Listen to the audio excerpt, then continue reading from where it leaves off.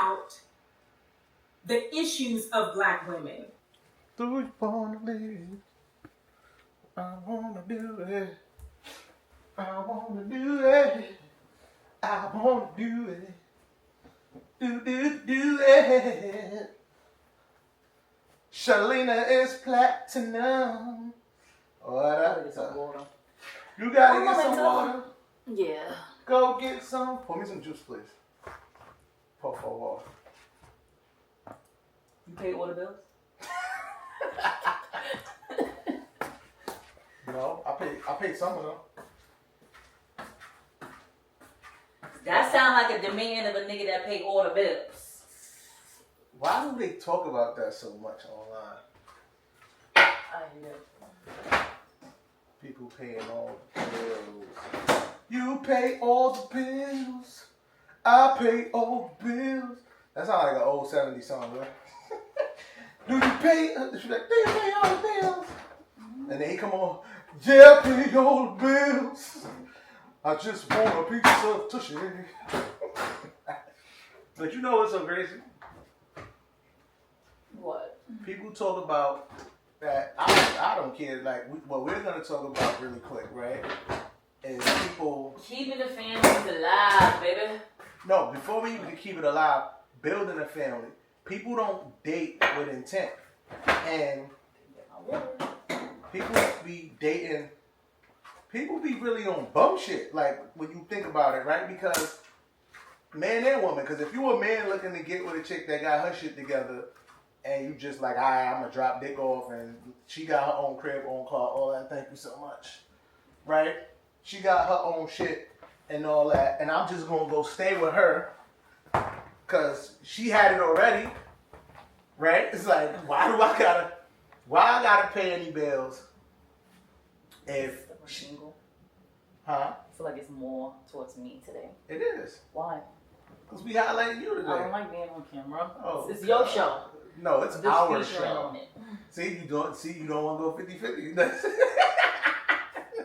I like to be behind the camera. It says disrupt and discuss with Shelina and you. That's what the show says. But anywho, back to what I was saying. People are not building families, right? Before we could keep the family together, we got to build it, right? Everybody is on, you said this before in the conversation we had off camera, right? You always say people are just looking to date and see who can get more from who, the cat mouse thing, right? And nobody's intentional with their with what they want in dating, right? And when I say intentional, like, all right, I'm trying to deal with somebody with the intent of finding a husband, right? I always felt like the label of boyfriend or girlfriend is pre-husband, pre-wife. Yeah, so, a lot of people won't agree with that. I don't understand why, but it's almost, to me, it's practice. Yes. No, that's me. I'm not saying they gotta agree with it. But I said, for me, if I hear someone goes, that's my boyfriend, that's my girlfriend, I hear pre-wife. And even in that dynamic, people are like, oh, I'm not doing this, I'm not doing that. And that's stupid. Because why would I wait to marry you to see if you're going to be a good wife? Why should you wait to marry me to see if I'm going to be a good husband? Like, this is things you should already have in the works. Like, you get what I'm saying? Like, you should know. It's like, all right, so it's like when you test drive a car, right? The dealership allows you that. You've been looking at this car, whether online, right? Watching YouTube videos, you like, damn, that shit can be, it can be amazing on the YouTube video when you got somebody trying to sell it to you or the commercial, right? Then you go to test drive the car and the shit is a slug. You like, oh, this shit is slow as hell. Pick up on this shit ain't as good as they projected, right? I don't even know if I want to buy this car, right? And then you say that, and then they go, but we got, you're lucky today, 50% off, right? You really didn't like this fucking car, but because the price is like, whoa, this is more than I bargained for. You can't pick your spouse like that. That's why I say all that to say this. So even down to the whole 50-50 thing, right? It's weird to me that that's even a conversation. And I don't know why. And it's only our culture having this conversation. I know people from all walks of life, rich, poor, black, white, right? In the hood, redneck, whatever. And they don't ever discuss who's gonna pay the majority of the bills, who's not gonna pay the bills. I have a good friend of mine. He went through something, and he was making upwards of $40,000 a month. Right, his wife makes good money as well. She's like a executive or whatever. Right, I won't say specifics because I don't want nobody, put people's business out there. But he went through some hardship, and he went from making upwards of $40,000 a month to $0 a month, based on the social media and especially our culture. That woman was supposed to get up out of there. Right now, before that, again. They came up together, you know what I mean? Like they had humble beginnings. He didn't have much, she didn't have much when they first started. She got her career, she went to school, built her career. He did what he did, built his career, and then they peaked almost adjacent. Like they both was growing together, like you should. So I say that to say this: I'm not gonna tell my daughter to go find a man with a bag and be like, oh, nah, you can't go 50-50 with no dude. And especially if she finds her mate in college, right? He's not coming out of college with a bag. I would rather my daughter grow with the person she's going to be with, right? And know how he is before success, during success, after success, right? And 90% of the time, from my experience, people are who they are before the dollar. Like we always say, you was a cornball broke, you're just gonna be Cornelius Bolo with a bag. Like you're gonna be the coin. If you were an asshole broke, you're just gonna be a fucking giant-sized asshole with money.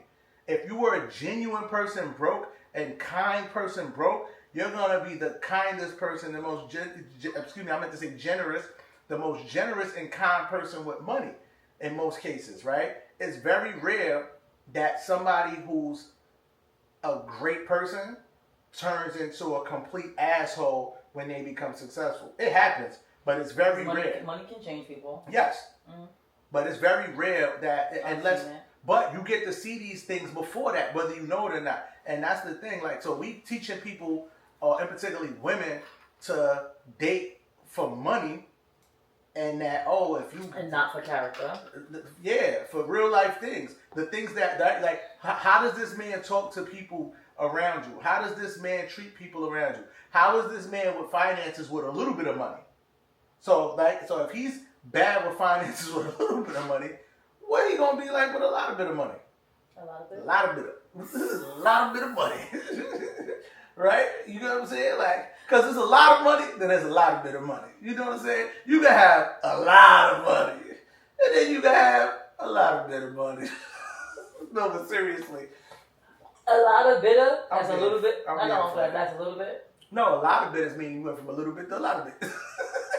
That's from a comedian. I forgot who said that, the stand-up dude. I forgot his name. No, I think it's Arnaz J that did that. Shout out to Arnaz J. He was working at the spot, and he was like, the manager came and was more ignorant than the worker. But anywho, you wanna build, like, on a serious note, well, for me, I want my daughter to be able to be with somebody that she can grow with and build something real. Like, you know what I'm saying? Like, when I met her mom, I didn't have shit. Like, I was in the middle of losing my apartment that I was staying there with my brother Young, right? Because it was in his cousin's name.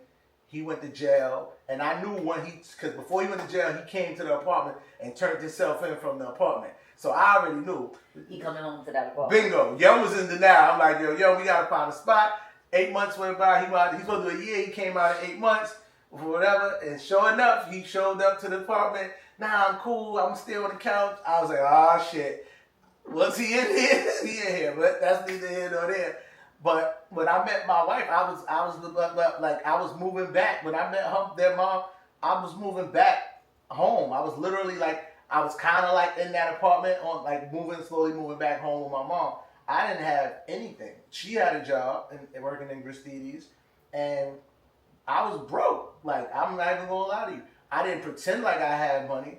I tried to do, I did things for her out of the kindness of my heart, like, but I wasn't like, oh, we gonna go eat at this fancy restaurant and I'm gonna go borrow money and try to convince her I got all this money. You know what I'm saying? All I had, I was making a little, doing little small things here and there to pay my car note and my motherfucking insurance, car insurance.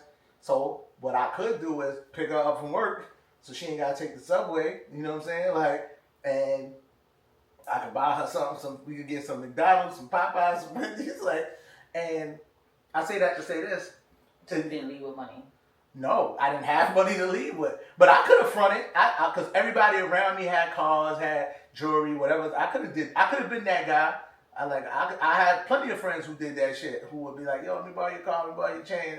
Yo, let me borrow water money to go out with, knowing that only 20 of that money is mine. But it looked good to peel it off. Like, I've seen it all. I grew up in Harlem, so it's like, niggas the number one fronters in America. Like, you don't know who rich and poor in Harlem until you spend 30 days with them. That's the only way.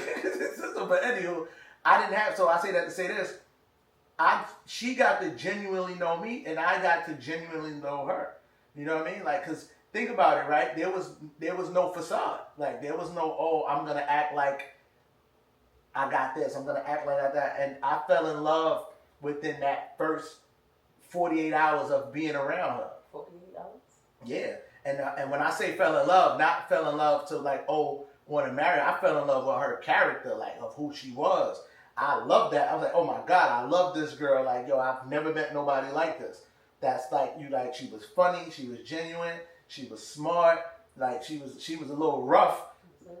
She was definitely a hood booger. She was rough. A hood booger or a hood? Hood? She had, I don't think she was a hood. She had hood booger tendencies. She was definitely Bronx tough. Like, it was like, I had to polish her up in that aspect because, and I'm going to tell you why, I had to soften her up. So, right, but, yeah, I had to, Anyways, yeah. No, but seriously, like, and I say that to say this, right? Like, no, so it's not like I'm saying, oh, she was a hood booger, but she was like tough. Like, she was really on some, like, point of case, right? Like, was tough? Like, yes, she was like tough. Was tough? When I say she was tough, meaning that she didn't carry herself, like, she carried herself tough. She don't do that now. Like, you know what I'm saying? Like, she's still, not saying she's not a tough person, like, you know what I'm saying? But she was like, almost like when I met her, right, point case, I pull up on her block one day, and this nigga walk up to her, and she like, yo, what up, you bitch ass nigga? And I'm like, yo, you can't be calling grown men bitch ass nigga, especially while you with a man, right? Because they might take it as, yo, like, what you calling bitch ass nigga? I fuck you in that nigga up. Now I'm in a situation where I gotta be violent for no reason because you disrespect nigga. But on her block, these niggas was bitch ass niggas because that's how she treated them. You know what I'm saying? So that's neither here nor there. But what I'm saying is, I was able to meet a person for who they were. Right? I didn't feel like I had the front for her. She didn't have the front for me. Like, in 48 hours, we literally spent, out of those 48 hours, we spent maybe 19 hours together. Because I picked up from work. We sat the 48? The first 48. Sound like a criminal, right? Like, first 48. Because I picked her up from work, right? It was funny, right? Because when I met her, she was working at Christine. She got off at midnight. So it was funny. When I first met her, she said, why am I saying she? You said. Well, this is supposed to be like a therapy session and third party, and I'm actually your therapist. Oh, yeah, I forgot. This is my therapist right now. So you told her in third party, but yeah. Tell me about the dub. So, she got off at midnight, and it was funny to me because when she told me that, I said the only people that get off at midnight is strippers and wrestlers on a Monday. And you don't look like no wrestler. So, but long story short, I picked her up, and I drove her home. It might have took me, I drove slow because I wanted to spend time talking to her. So it might have took me like 35, 40 minutes, which should have only took me 10, 15 minutes to get her town. Plus, I didn't want her to think I was like a crazy driver, so I didn't want to be driving her crazy. But we got to the front of her building at like 12:30, 12:45. We sat there talking until 8 o'clock the next morning. right? That was my first encounter. Like it was like, you know, outside of meeting her or whatever. I'll tell that story another day. But people